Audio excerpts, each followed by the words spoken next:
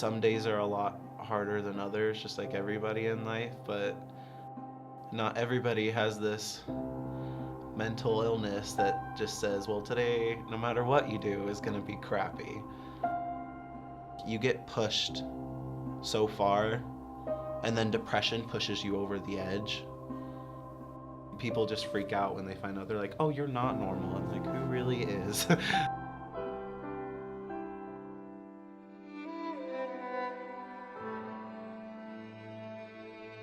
My name is Bailey O'Brien. I'm 17 years old.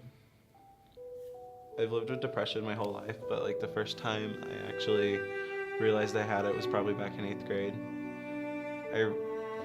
I was clinically diagnosed in 8th grade, but a little before that I didn't know what depression was, but there was always something that was like, okay, why do I always feel like crap?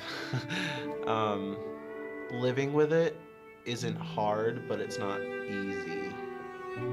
Like some days are a lot harder than others, just like everybody in life, but every day's different because like I have no control over it, but some days it's not bad at all.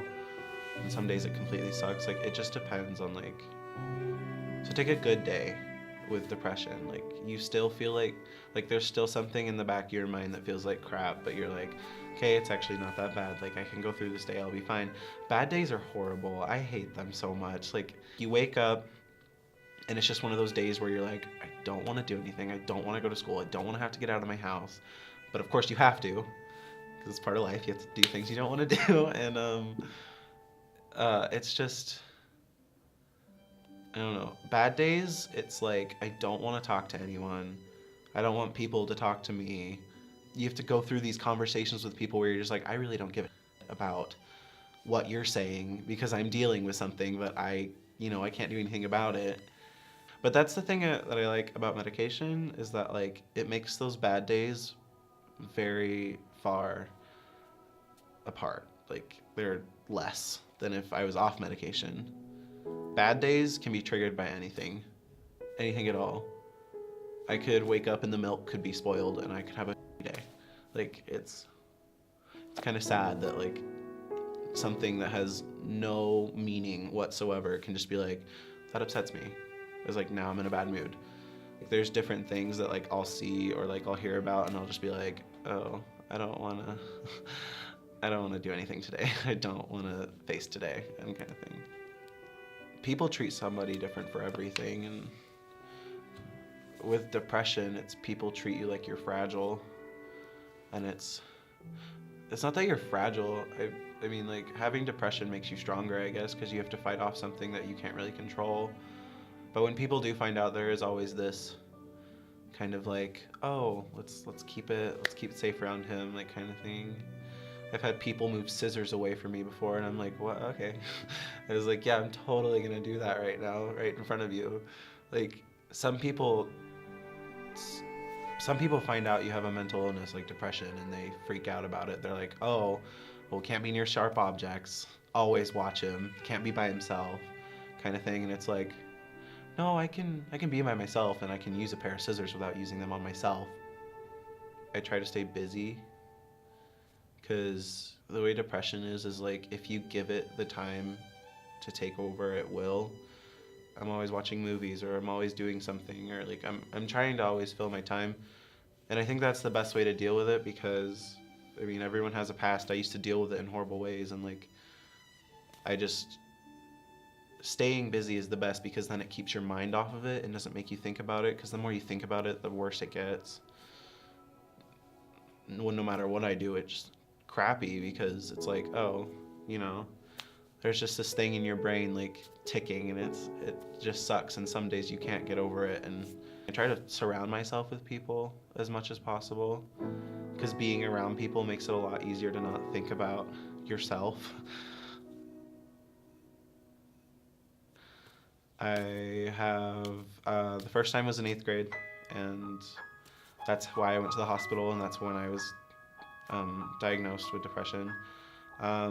Since then, I've attempted many times. I'm not gonna say a number because it's a lot, but obviously none of them have worked. But Yeah, I mean, I have depression.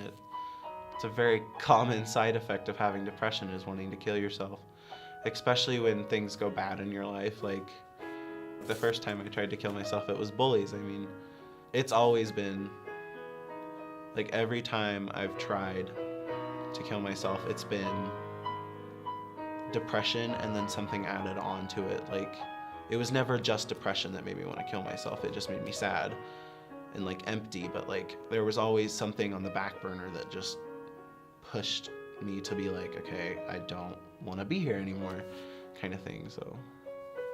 So I started self-harming in 8th grade. I started because I was in choir with this girl who had marks all up her arm, and I didn't know what they were. And I asked her, and she was like, you asked me what they were, and I couldn't tell you because I don't like saying it to people, but I have them on my arm, so it's obvious. It's cutting. She was like, I cut myself, and I was like, at first I was like, why in the hell would someone do that? And then I did it, and I understood. Because you get addicted to it, and then it becomes the only way you can deal with pain. I'm not condoning it. Please don't ever anyone start doing it, or in any way self-harm, burning, gagging, scratching, nothing. Don't do it. Like it sucks. And like now, almost half of my body is covered in scars because I thought cutting would help with my depression, or at least ignore me from it. Because throughout the years that I've done it, it was always that I inflicted the pain so I could control the pain. So it wasn't like depression controlling me, I was controlling it. But I've been clean since last year. I stopped, so it will be a year in March that I've been clean, which is a big landmark because my landmark used to be I could go a day without doing it. And I was like, yay me, I'm so proud of myself, kind of thing. There was always something you were looking for to help with the depression, like help deal with it. And especially being a teenager, going through puberty, going through coming out of the closet and bullies and all this, I didn't have really friends to fall back on to talk to about it. I couldn't talk to my parents. Like no kid talks to their parents, and I think that's sad, but like I couldn't go to my mom and be like, Mom, I cut myself and I wish I was dead. Can you help me out here? Like that's not something that you're just like all confident saying, it's really hard to go to someone and say how I deal with my depression is I hurt myself, like even more. And it's like depression already hurts you. Like, of course I still have my bad days and I still have my good days, but people are getting to the point where people understand it, but like some people are so rude about it.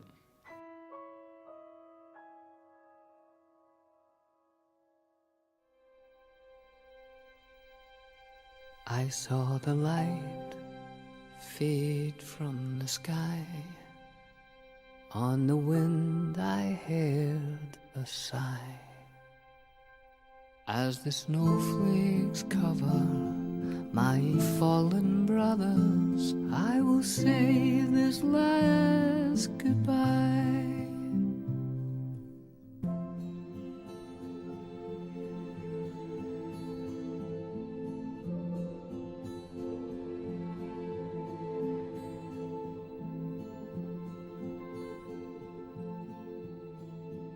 I bid you